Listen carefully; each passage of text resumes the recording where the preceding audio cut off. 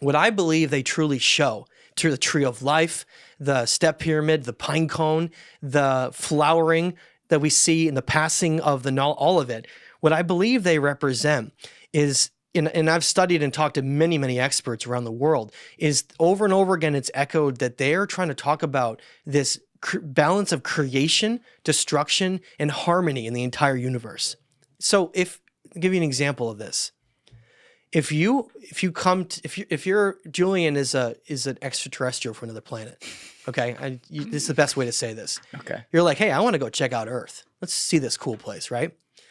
You come to Earth and no humans are here, and you land in some beautiful place, and you're a scientist and you're like studying everything. You're like, wow, look at this, how beautiful, how perfect the balance and harmony of this planet is.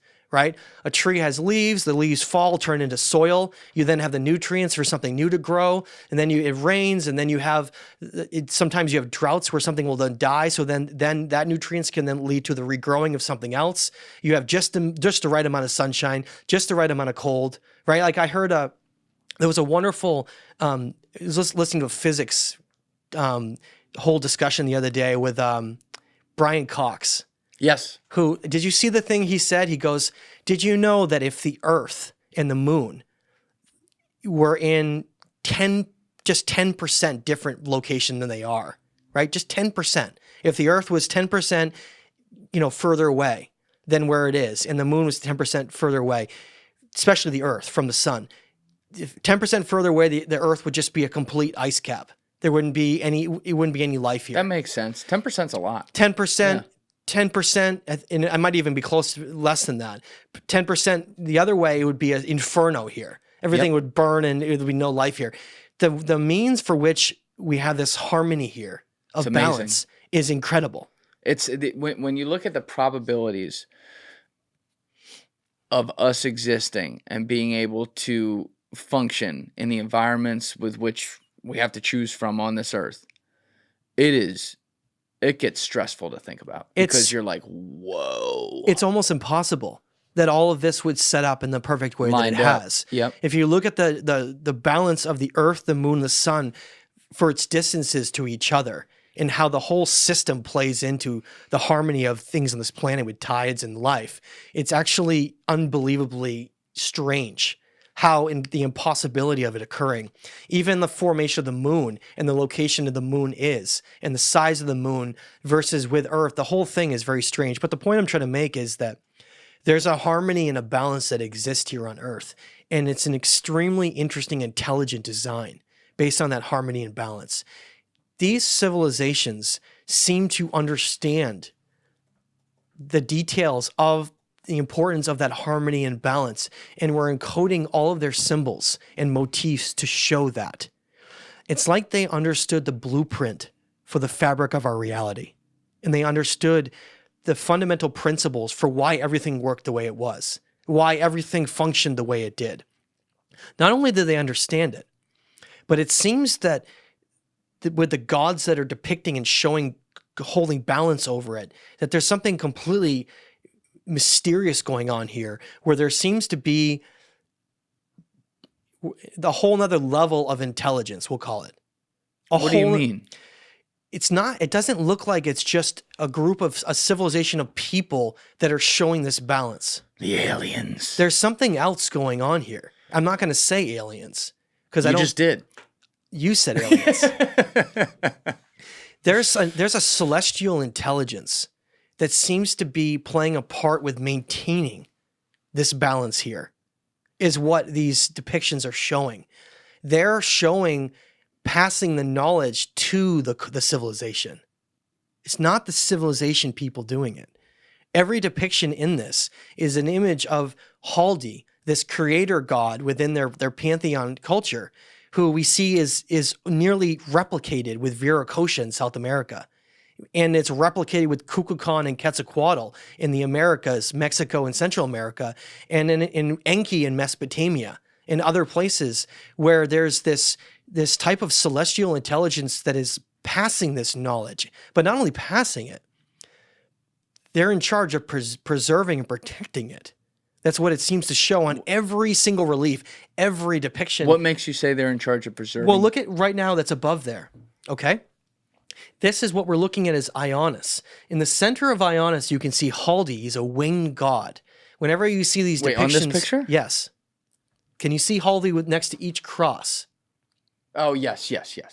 Now, on the very left side, Can on you zoom each in on corner, you see griffins on each corner. You see that? Okay, those are the griffins, and then you see a very mysterious type of hourglass with like a sun symbol. Yes, below where the... Yeah. Now, you see Haldi on the bottom parts around the sun, and then you see Haldi kneel down in front of the left and the right crosses up there. Do you see that? Yes. Okay, in the center, he's not. Because, and let me go over what I think this means. I believe it has to do with doorways of time, like timekeepers. Because the symbols that are on this are all symbols of the sun. It's a sun temple.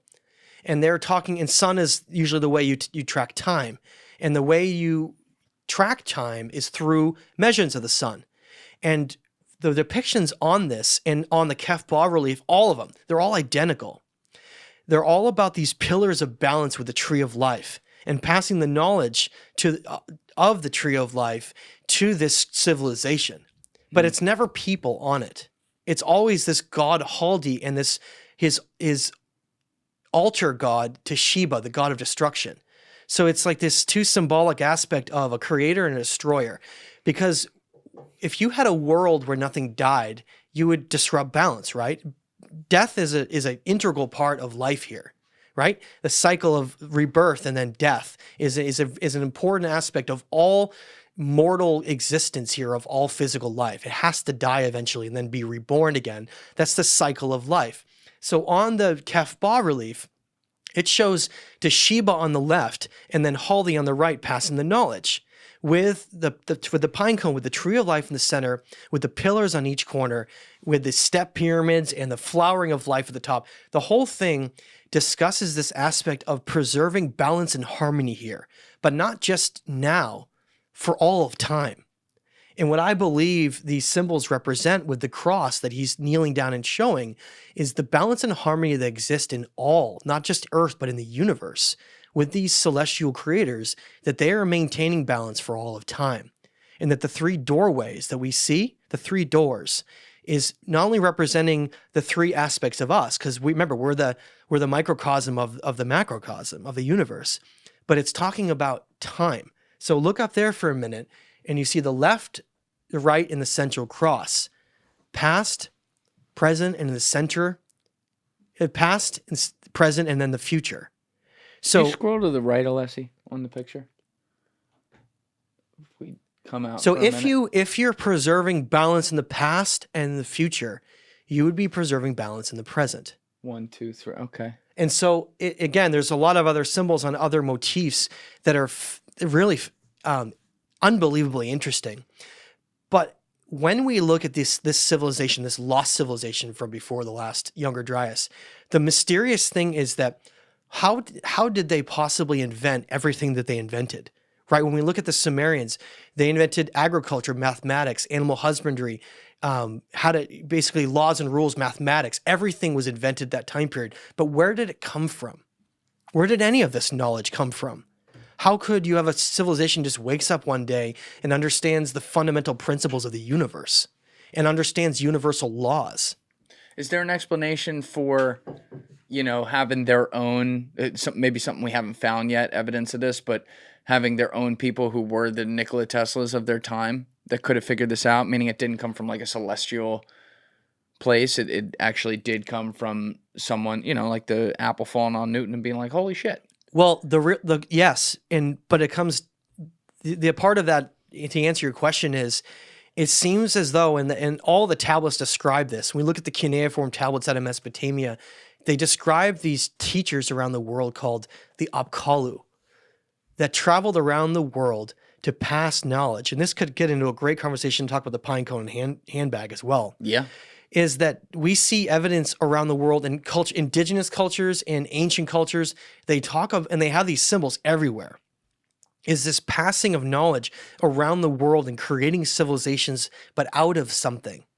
if you had, let's give this as a preface for a minute.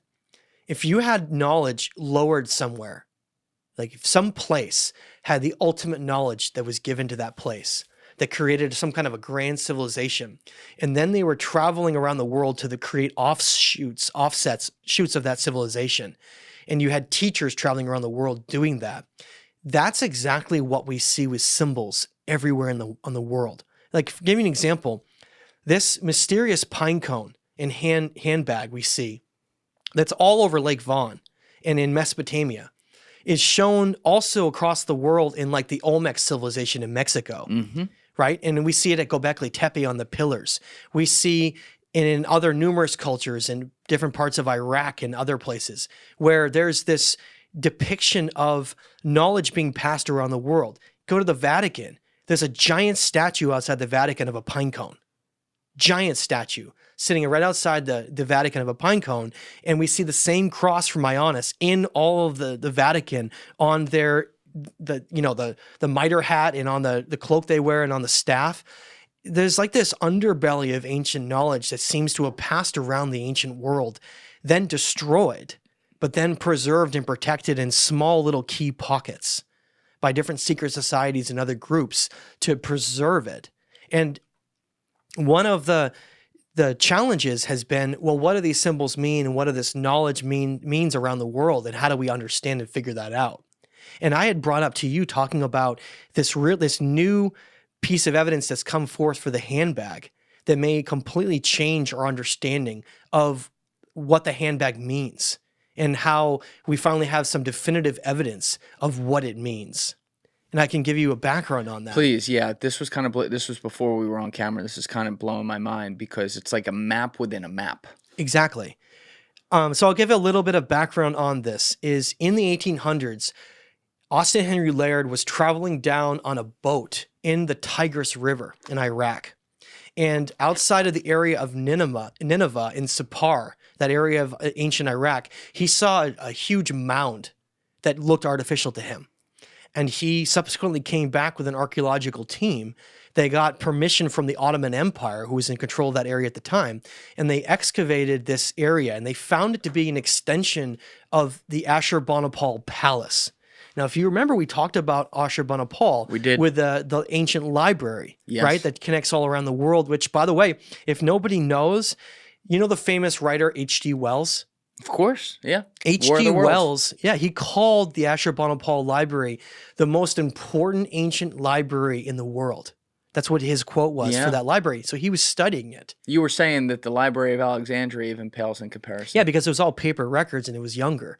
This is an ancient library of cuneiform records and murals and statues from all over the world.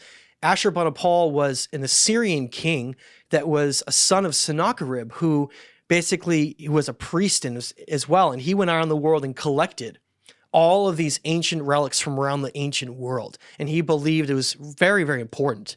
So he amassed it all together. Now, we've talked about the Ashurbanipal Library, but we haven't talked about what was in his palace.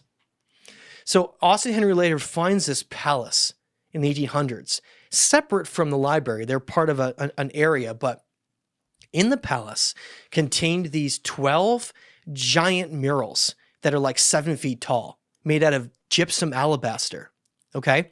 And they have been frequently shown around the world when people are talking about the pine cone and handbag, because they have all of these different depictions of eagle-headed winged gods and also just regular horned-headed winged gods as well. They either have an eagle head or they have like a human-like head with horns on top of it, okay? Well, 12 of those were found, 12 of them. And those 12 were brought to the British Museum in the 1800s.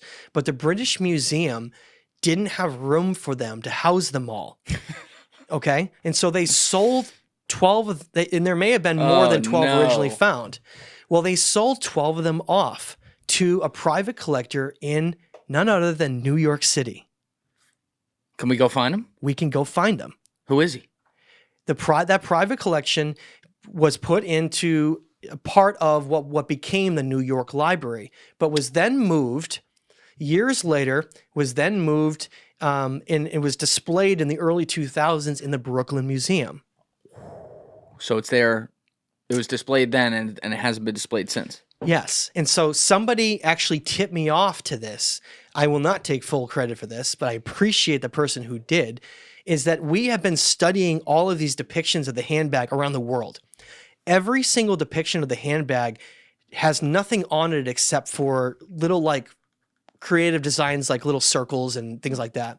It's always blank. And this big controversy and discussion has been, well, what are the handbags? Are they a physical object? What's in them, right? Or are they something symbolic? What does it mean? And there's been so much debate and discussion for countless years about this. Now, of those 12 murals that ended up in the Brooklyn Museum, they're all identical except for one.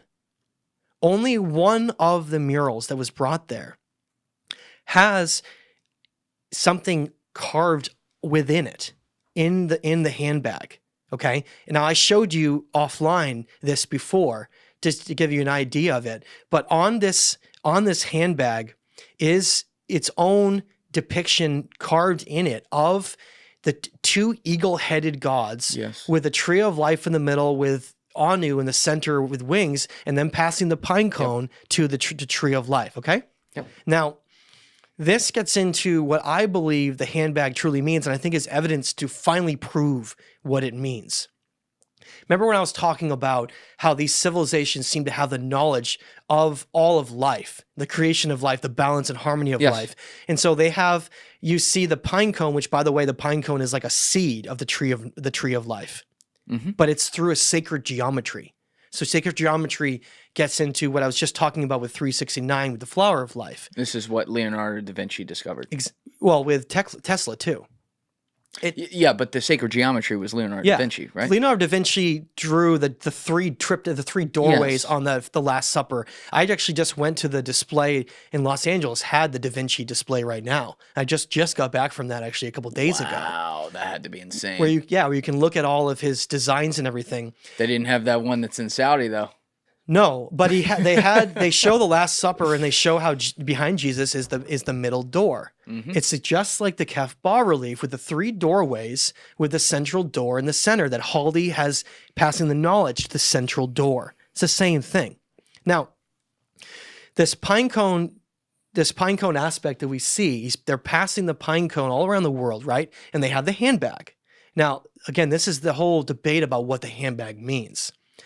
Well, this evidence gives us strong a hypothesis to present that it is, in fact, a symbolic depiction of having the totality of all knowledge, being like the guardians of all knowledge, but not just like regular knowledge, the knowledge of all of creation and balance in the whole entire universe. And this is where I believe it gets into the mysterious concept that these are not just cultures around the world that discovered it, that it was something that was passed to them, and that's why they're depicting this all around the world. Because it's like something divine, right? If you were to think of it as divine knowledge being then passed. And so they would show it in all of their artwork because they then had their civilizations created through like divine means, which then often became corrupted and destroyed later on. But it started in this divine place. And I think this really helps us to understand these symbols in a way that it never has before. And we can finally understand, look, that not only are these some of the most important symbols in the world that tie into a mysterious civilization that would rewrite history as we know it. I don't think it would even just rewrite history. It's not just about saying our time period is older than it is. Civilization meaning a civilization that maybe isn't even necessarily from here. Something that may have been lowered from a celestial higher intelligence from above. Something great. That we were the progenitors of something far greater than just hunter-gatherers. That's why humanity seems so different and is talked about in so many ways of us being from a divine place. And I think this is really where we can merge with some of the religious concepts with esoteric mysticism and ancient concepts, is that all of this evidence is pointing towards us coming from or being given divine knowledge that was then created and then passed around the world to create the greatest civilizations and the greatest structures that have ever existed. Do you think that this is going to get a little meta right here, but do you think that there's any evidence to point to that divine knowledge being, how do I want to say this, related to like a simulation or something like that? Meaning these ancient people maybe couldn't understand what a computer is or what the concept of that was, but the divine beings that were giving them this information or whatever were actually a part of the people controlling. I'm just thinking this way because I just had Riz Verk in here as well, who was going through this whole thing, who's laid out his own simulation theory. But they're like controlling the video game that is us, and these people therefore were looking at it like, oh, I can't understand this, but thank you. Yeah, I do think there's an aspect of the simulation theory in our universe that may be accurate. I can tell you why. Please. If you ever get into ancient Hermeticism, again, this is where we can tie into the Emerald Tablet. We can finally tell the real story of the Emerald Tablet, not the Emerald Tablets. They are very different. Okay. And this is a great segue. We can get into that. But yeah, bookmark that for a second. Hermeticism is based on the ancient Greek and Egyptian knowledge of Hermes. Okay, Hermes Trismegistus is basically the equivalent of Thoth in Egypt. They're ancient. They're basically sages of humanity, right? That were teaching great knowledge to humanity. Now, there's a number of different texts associated with Hermeticism. The Hermetica, the Kabbalion, if you've ever heard of some of those, and some like Poimander and the Dragon, and all of these are all stories within what's called Hermeticism from Hermes. Now, Hermes describes how there is what's called natural law, and this gets into everything I was just saying. Mm-hmm. And all the symbols that are shown on these structures, all of it, is that there's a knowledge that became known again. So if you imagine you have an ancient civilization that perfects all of this because it's handed down to them, I believe. They lose it because they're destroyed in catastrophes around the world. And then another secret society and a group of civilizations emerges, and then they reclaim it again. Now, how they reclaim that is a whole nother conversation. Whether or not it was handed to them again, or whatever happened, and then other civilizations emerge. Dynastic Egyptians, ancient Greeks, and they then incorporate that knowledge back into their culture. The flower of life, the symbols of the triptych, all of it reintegrated back in again because they understand it, right? Well, Hermes was basically the greatest sage of the Greek civilization. He is their patron sage who taught them all the knowledge, right? It gets into, it's a mysterious place, like who was Hermes? Then you're now getting into a difficult road to answer, is who actually was Hermes? Was he just a man? Or was he something else, like some kind of a celestial incarnation of something greater, right? And so that's where that conversation comes in. But Hermeticism are some of the best records that have been preserved from ancient times of anything. There's more of the Hermetic stuff preserved than a lot of the other stuff because it got burned in the Library of Alexandria. It was destroyed, corrupted, rewritten. But the Hermetic stuff was particularly protected because people like Isaac Newton were really interested in it. And we can get into how that all worked. Isaac Newton ended up, I believe, a lot of what his influences were with developing the concepts of the scientific revolution that occurred in the 16 and 1700s came from him studying ancient Hermeticism and understanding, so Isaac Newton he was the one who developed all of the laws of motion, gravity, the Earth's understanding the planetary motions and how the precession of the equinoxes and a lot of what we think of as called classical mechanics came from Isaac Newton. He's the godfather of it, for sure. He was only superseded when Einstein came along with the theory of relativity. Well, Isaac Newton, turns out one of his core studying areas was Hermeticism. In fact, he translated a version of the Emerald Tablet, which is an ancient Hermetic text. Okay? Which is different from the Emerald Tablet. Completely different. They could not be more different. All right, so the Emerald Tablet and the Emerald Tablets, two completely different things. Yeah, this has been an area that has been, I think, really misunderstood from a lot of different angles. I feel like the Emerald Tablets have had a lot of attention throughout the years, and I've even spoken about them earlier in my work in some of the earlier books that I've done and things that I've written about. But the Emerald Tablet it needs more attention. It needs more people talking about it because it directly ties with a little bit more of a historical artifact that is more traceable, that has a lot more evidence to support it. So let me first mention what the other is, and then we'll get into the story of the Emerald Tablet. The Emerald Tablets is a mysterious writing from a man named Maurice Dorey.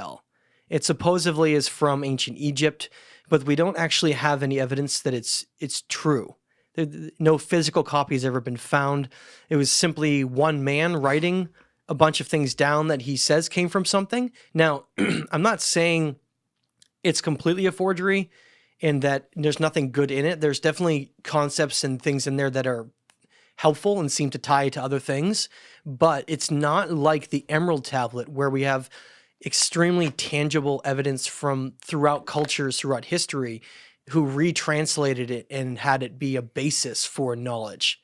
So I think that one of the problem is that they get confused, and then one gets confused as being the other, and then vice versa.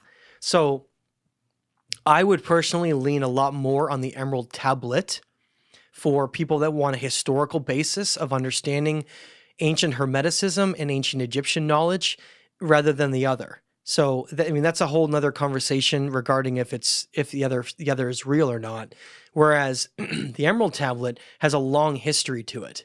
And how do we know this? So the Emerald Tablet has been translated from not only Latin and Greek, but also Arabic. It's been in numerous cultures for hundreds and hundreds of years, and a lot of philosophers and experts have leaned on it because of the knowledge it contains.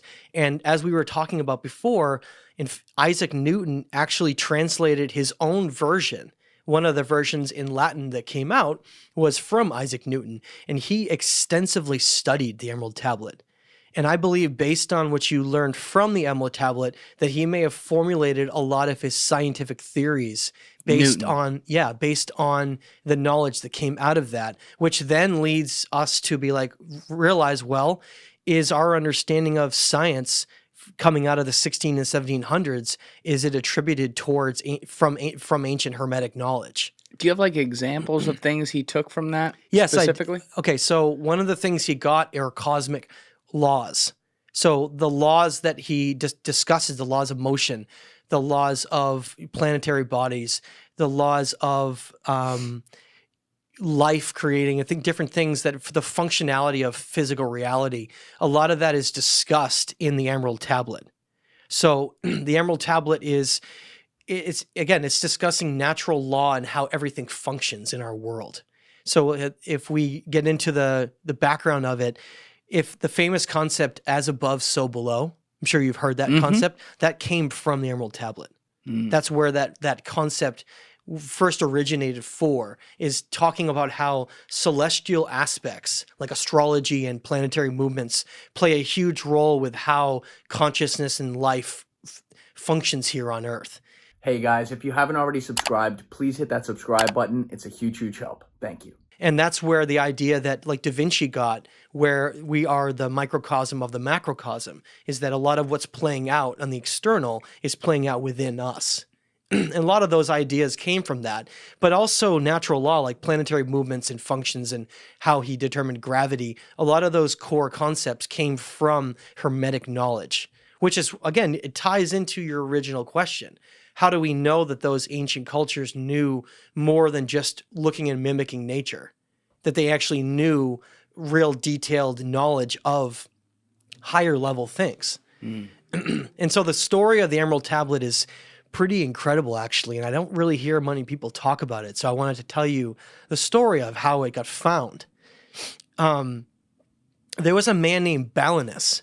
Balinus is described in the Arabic and Latin versions as being a philosopher and a mystic and a master of talismans who is studying ancient knowledge, and he's an esoteric master, and he ends up having a dream. This dream tells him of a statue of Hermes Trismegistus, in which there's something buried underneath it.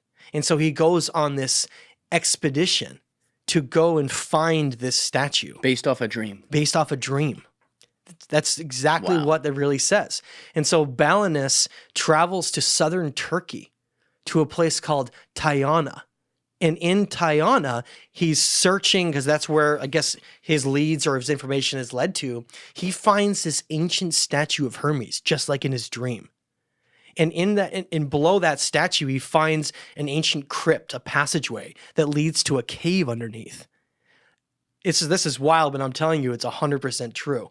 And when he goes down into this cave, he finds this stone statue of a man with his hand sticking out, and with two hands. One hand has the emerald tablet, and the other hand has a book. The book is called the Book of Secrets, or Secrets of Secrets. The Chamber of Secrets. It's wild, but this is the story that is actually like has a lot of evidence to support it. It's really true.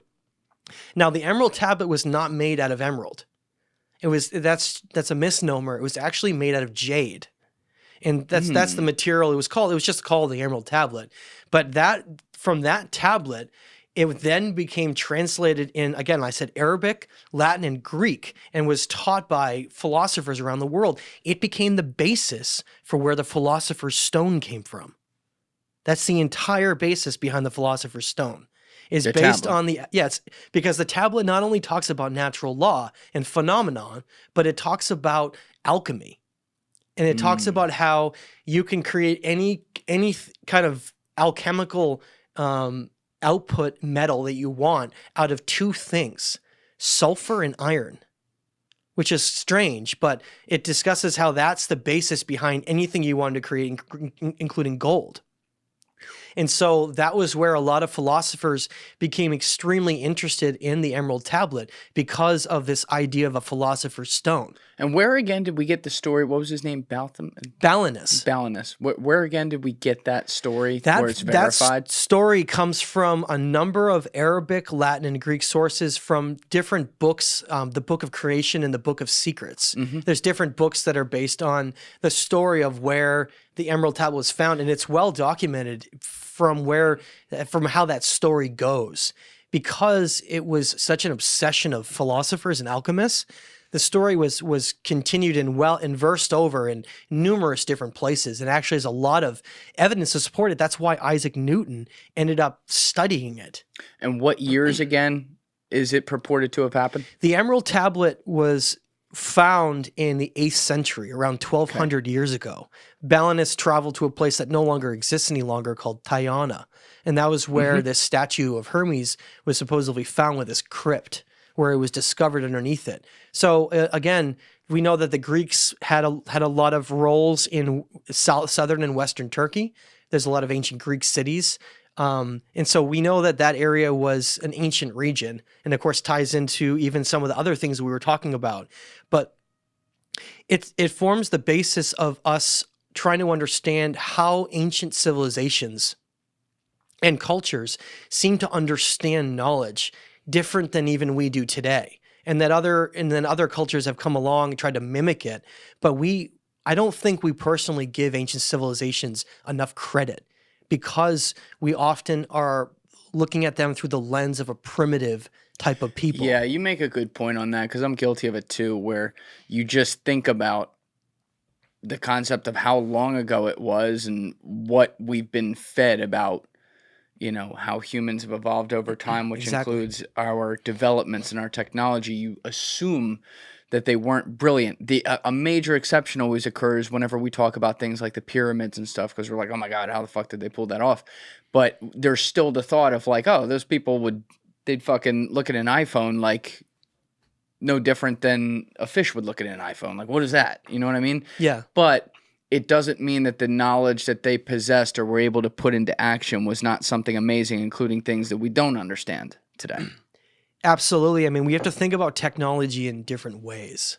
I think that's one of the core things here to talk about, is that our technology is based on these machines that we've mastered to become advanced, right? Like if you think about how far we've come from the very first computers and radios and televisions to where we are now with phones, Crazy. it's unbelievable, right? Yeah. But what about the idea of how far a culture could come thousands of years under their belt with a different kind of technology?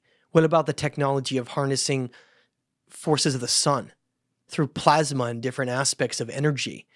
One of the examples I want to give is if we look at Ionis, and the structure of how Ionis is built, it's very mysterious. I'll give you an example. I was in the Coricancha in Peru. We did trips to all those locations. And when I was in the Coricancha, it's an ancient sun temple of the Inca or pre-Inca civilization. And in fact, you can walk down roads that are right adjacent to the Coricancha, and you can see really primitive Incan work on one side, and then the highly advanced work on the other. And that's just like the Urartians, like I was talking about, where we're giving credit all to one culture for building something, rather than accepting that they may have adopted and built near or on top of other older things. Well, in the Coricancha, there's this altar, this very, very mysterious stone altar that has these edges that stick out, these square-like elongated edges I showed you before. Yep. And when I saw that, I couldn't believe it, because that same design is the same design as the pillars we see at Ionis and Kefkalesi outside of the temples. There are these pillar designs that have these extensions sticking out of them that are perfectly aligned in a square around these structures. It is very mysterious because we know they were sun temples, and we know that they likely had some kind of a function with the movement of the sun. But how they worked gets really mysterious. A lot of people that I've talked to that deal with sacred geometry and looking at sacred architecture, there's actually two people on the team, Lydia de Leon and Arturo, that are part of these groups they're called Geophilia, where they study sacred geometry and structures around the world for energetic components and how it alters different states of consciousness and different energy fields. And what we've found is that a lot of these designs, both in the Greeks and in earlier cultures, are designing buildings to have a harmonic type of solar component that connects geometry and sacred geometry with energy in a way that we don't understand today. It's very, very mysterious, but that same pillar around the world, the same design, is where we find it all the way over in Lake Vaughan. But not only that, there's a T-pillar that's also exactly mimicked around the world as well. This the idea of this T type of design that Robert Schock and I were just analyzing at Chavus Tepe with Hans, these huge basalt T's on the ground that we see in numerous other places like in Tiwanaku in Bolivia. It's like they're mimicking all these same designs, but I don't think it was just for the reason of, oh, wow, that's cool, let's make it too. I think that they were designing and creating temples with some kind of a functionality that we don't fully grasp or understand today. If you look at our building style, we build just to get some primary function of livability and make sure the structure stands for however long it can. But we don't build based on sun movements and energy. We don't do that. We just don't do that anymore. It's like we don't understand any longer what they used to know. And I say that because when we look at the designs specifically of places like Ionis and others, this type of pillar design, and the type of way that they were mimicking the solar movements, it can't just be a coincidence. It's not just for tracking time. There's something else going on. And the reason I say that is that the stone that they picked at all of these sites is like a basalt andesite, is the highest level of magnetite type of stone that exists. Meaning it's a magnetic stone. So if you went up and you put a compass on it, your compass would spin. I saw the same thing in Peru, all over the place, in Bolivia. They're all highly magnetic stones, just like at Lake Vaughan. They're only picking these magnetic type of stones. But what's bizarre is that they're building on top of limestone hills. And even though they could just quarry the limestone, they weren't even interested. They were going, as I said, sometimes hundreds of miles to go find these highly magnetic type of stones to build with. That's not a coincidence. I would say no. It's like give me an example in Egypt. We see the granite, the pink granite and the granite stones in the King's Chamber and throughout the Giza Plateau. They didn't take any stone from around the Giza Plateau to build that. They went all the way down the Aswan Quarry, over 400 miles away, Yes. to obtain that granite, right? That's the same thing we see in Turkey and same thing we see in South America. Why would a civilization do that? If it was just like, oh, we could use any stone we want to. It brings up questions about whether or not there was something very specific that they were looking to achieve by building with those types of stones, something energetic.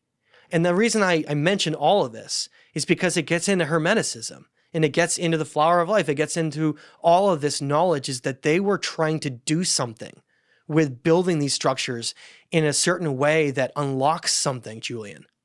It unlocks something with this idea of, right, like we know that they built on the 30th parallel most times. The Giza Plateau, Eridu, Persepolis in Iran, numerous other sites are on the 30th parallel of Earth. Yes. That's what's known as the geodesy. It's a concept where you take these geomagnetic locations, these geolocations that are important in the Earth, and you build in specific spots because it has some kind of relationship with the Earth and then the cosmos. And that's why you then find things like the Great Pyramids of Giza is aligned to the 3 belt stars of Orion. We see so many of these correlations with building to align with stars in the heavens to mimic down below. Now, obviously, that means they understood something up above at the time, and perhaps understood more than we give them credit for. Yeah. About that. But is there anything to say that these ideas are like not just symbolic that they were doing that, rather than something deeper, maybe scientific, with where they place these things? Well, that's what I mean is not just, I think the symbology comes into like artifacts and motifs showing us teachings. But what they were doing was something tangible and physical, well, energetic. They were actually trying to do something that is far more than just based on a theoretical concept. They were creating some kind of a form of energy. This gets into Nikola Tesla. They were creating some kind of a form of energy. I'm sure you've heard of like the Giza power plant and all Yes. these different ideas. Well, they have a lot of things in common. For instance, the Great Pyramids are built over aquifer centers of water, right? We know that water is an excellent transmuter of electricity. And we see that the Great Pyramids had limestone covering the outside of it, but the inner parts had granite inside the center. Like, why do that? Unless there's something to do with the energetic components of all those stones. We see the same thing in all these parts of the world, is that there's specific stones used, and then relationships with water and relationships with the locations of the earth, and then relationships with the heavens. They're all being taken into account right now. It's like they understood these concepts far more than we ever have, or at least have in modern times. And I think that that's why when we look at the past, we should look at it in a completely different lens.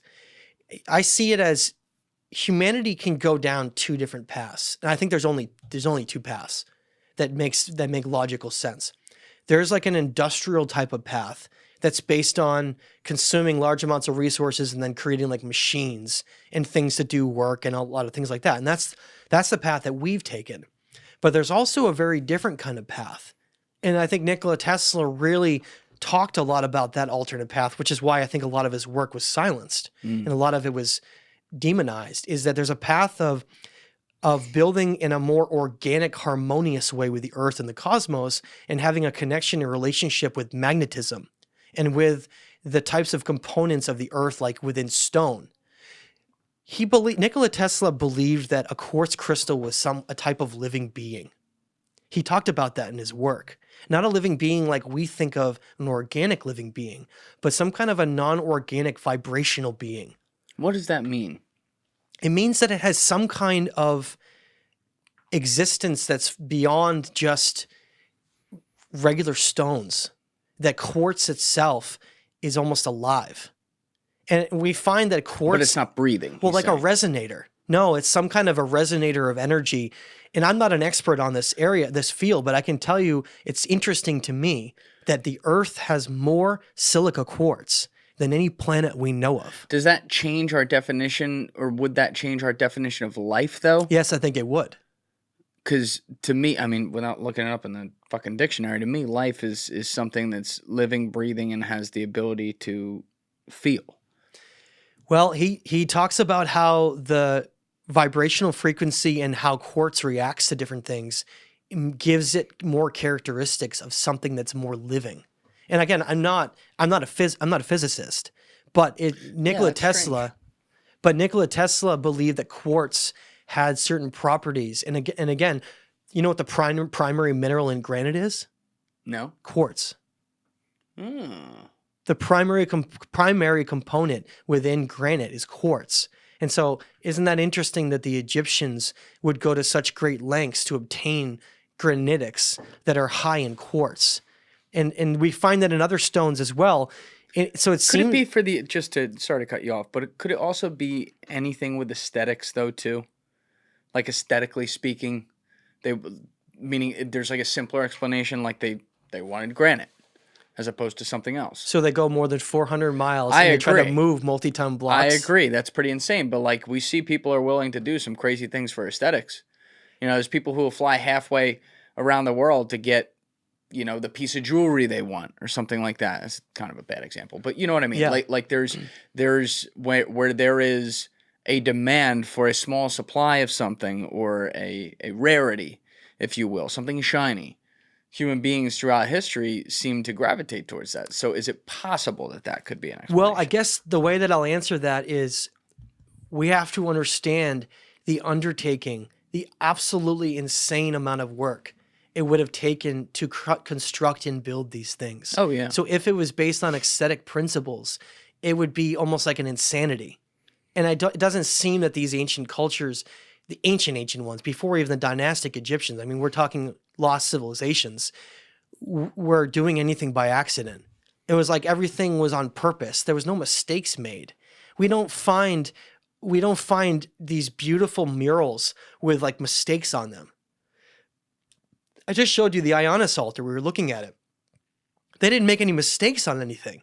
Everything that we're looking at from this time period, it was like everything was done almost perfectly. Yeah. It was very mysterious, where it was like everything was well thought out and was done for a very important reason. And what those reasons were, we're still exploring today.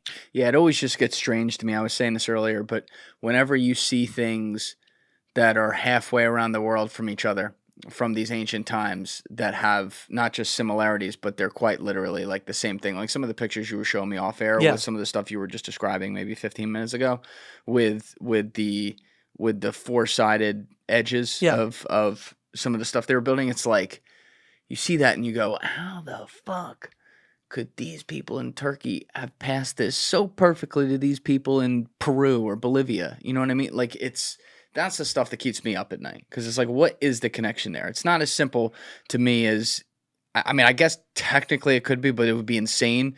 It's not as simple though as like a few guys arriving on some primitive boat from all the way across the Atlantic and saying, here's how to build a pyramid, or here's how to build, you know, the edge of granite or something like that. And here's a book with a how-to on all of it. That seems like a stretch to me. I think it is. And you can't ignore it when you look at the same type of gods that they're showing. I'll call it gods, these figures that they're showing that are passing this knowledge. They're identical. Again, I mentioned Haldi is nearly identical in all his traits as Viracocha.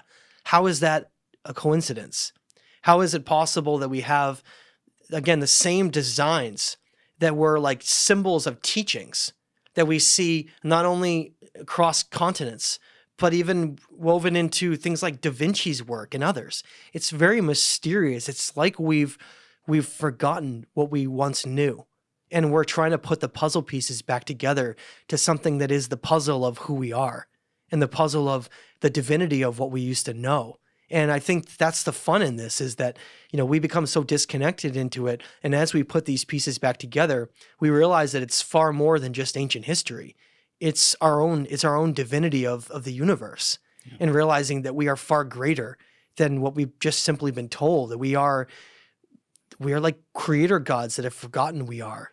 And our abilities I think the abilities that we once had and the understanding we once had is just like an echo of its former self, lost over time from great millennia of forgetting the status of where we once stood as balancers and stewards of this earth, and remembering how important we are. And here we are now destroying the world and polluting it and fighting out with silly wars, not realizing that we're all just human beings here that are divinely connected everywhere. Not to say that any of that is acceptable to me, but at the same time, something like wars, though, that's been happening forever. Every civilization we look at was at war. Except that we have no evidence that the lost civilizations ever were at war. And that's the Do you think weirdest really, thing. But it would be during a time where the Earth is unbelievably less populated, so harder to go find people. And do you think that could really be the case? Like ancient civilizations just went against all human nature and didn't have war? That seems like a stretch to me. Let me give you an example, though. Would you say the inherent nature of a person is violence, though? The inherent nature? No. Okay, so if you were being, we talked about how like someone can raise, remember, different dogs, right? Yes. And you could raise one dog with like very kindness and positivity and giving it a reinforcement of love, and that dog will probably never bite anyone its entire life, right? That's right. Now, and if someone at the same token raises a dog through violence, that dog will probably bite you. That's also right. Well, what if humanity is the same way? It could be, but when you ask me the question of like the inherent nature of people, whether or not I think it's violent, on an individual level, I don't. On a group level, I do, because it's not their main inherent nature. It's one of them, though. There's a lot of inherent natures to human beings, but absolutely one of them is violence, because what we see across studying any type of expression or behavior or whatever is that as you increase the size of the population, like a group, right? You move from 1 or 2 people to 4 people to 10 people to 15 people. Eventually, the groupthink ideology can fall into line to where all you have to do is, let's say, the first 14 people of a civilization aren't born with inherent violence, or their environment doesn't mold them into be inherently violent, and they're all peaceful and whatever. But then the 15th person who joins the civilization, maybe their upbringing was a little different, maybe they were born with a screw loose or whatever, and they're violent. Maybe at that point, that doesn't start them wanting to go out and hunt other people for war, but that voice gets into the room. And then, somewhere along the next 5 people that join the civilization, another voice of violence gets into the room. And eventually, this, the strong man will of certain people who want to go out and seek violence and seek war and conquer and things like that becomes what the group gets behind. You see what I'm saying? No, I totally understand what you're saying. But what if, instead of using that analogy of like a person training a dog, what if we were talking about civilizations who were not training people, but teaching people different values than they were taught later? And let me give you an example of that. Please. And all of the symbols from like Vaughn and around ancient Turkey and the pre-Egyptian stuff, where we have symbols, Egypt's a bad example because there's only we have the flower of life, but I'll take like Vaughn, for instance. We don't see one war symbol anywhere in all of these motifs we're looking at, whether it's a Kef bas-relief, sites like Ionis, the underwater stuff, all of these sites, there's like 15 different sites that I'm looking at in that area. There's never been in andesite a spear or a bow or anything, a sword, ever shown in any of those symbols, except for the Urartian artwork. Later, we see all kinds of war symbols all over the place. We see them practicing, they were fighting the Assyrians. And then we go down into the Syrian civilization from, 3,000, 3,500 years ago. And we see all kinds of murals of them fighting and at war all over the place. But they also have this carrying down of some of the knowledge from the past woven in, like we're in a different time period. Like there was a lot of conflict. But to say that because we've had conflict for, let's say, the last 4,000, 5,000 years, right? Mm-hmm. Doesn't mean that humanity always has, because we're looking at it through the lens of that time period representing all of humanity. And when I'm looking at a lot of these symbols, we never see a war symbol. Not only that, But how much evidence do we even have? We're trying to find civilizations that are lost. They're lost for a reason because we don't have much evidence of them.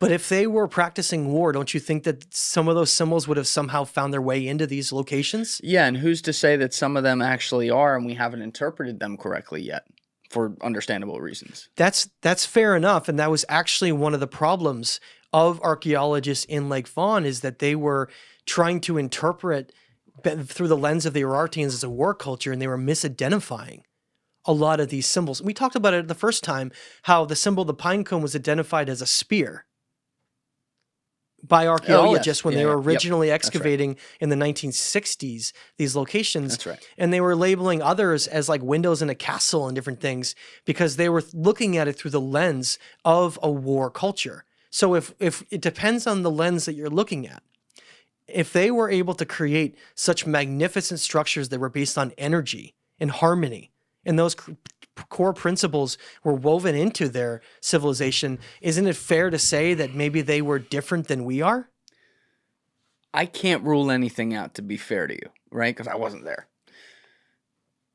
But, and again, I'm looking at it through the lens of humanity that I know. So to kind of go against my argument at the beginning of this, I'm looking at it through that 4,000 or 5,000 years or whatever, as you just pointed out, as opposed to something that could have existed before.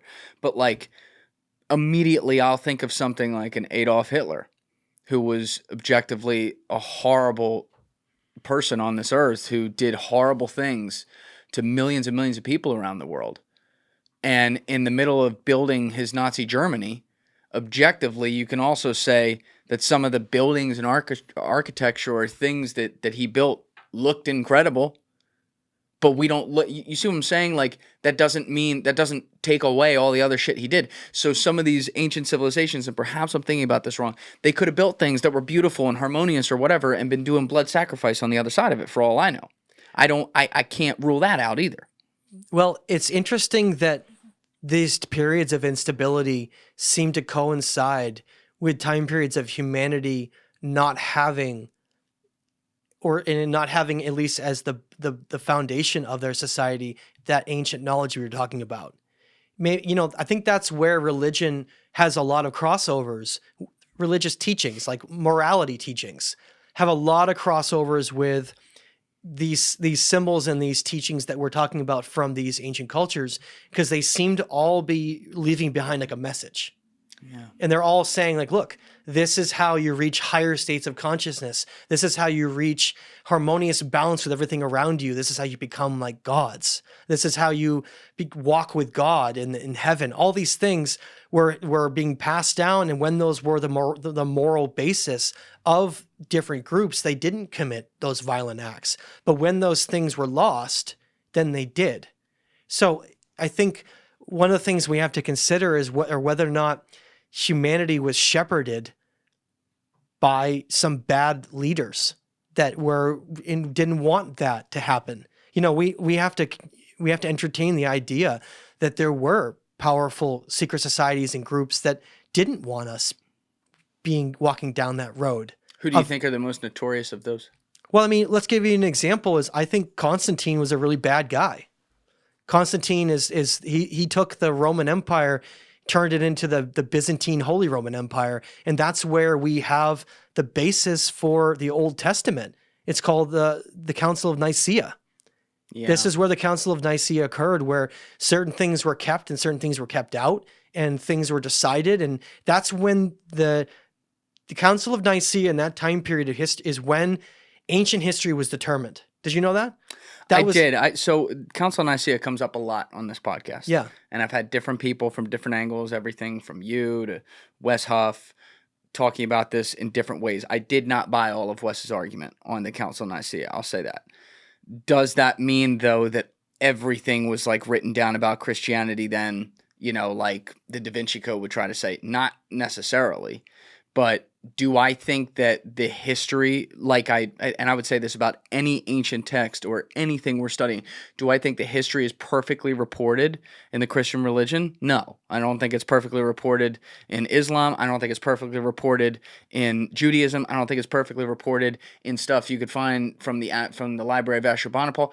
Like, nothing is going to be perfect, but where can we land on the idea of like, ooh, this is in the right direction? I think that's why we have these arguments. But yes, if you want to explain more about the Council of Nicaea, I'm all ears, because it's a very fascinating thing, considering that prior to this, I think it started in like 313 AD, and maybe ran to like, there were things still going on in 325 or whatever. But prior to this, Christianity had effectively been illegal within the Roman Empire. And now you had an emperor saying, like, not only are we going to legalize it, it's a growing portion of people, so we want to get out in front of this and adopt it for our own. Yeah, and I'm not an expert on that area. I don't want to claim to be. But what I do study is how that time period, a lot of things were established, we'll say. Like what? Like history. The narrative of history, Herodotus started that. But it became woven into an accepted teaching through the Roman time period of, well, how old is human civilization? Thank you guys for checking out this clip. If you haven't already subscribed, please subscribe and hit the like button on this video. It is a huge, huge help. And if you'd like to check out this clip's full podcast episode, that link is in the description below or right here. And finally, you can follow me on Instagram and X by using the links in my description below.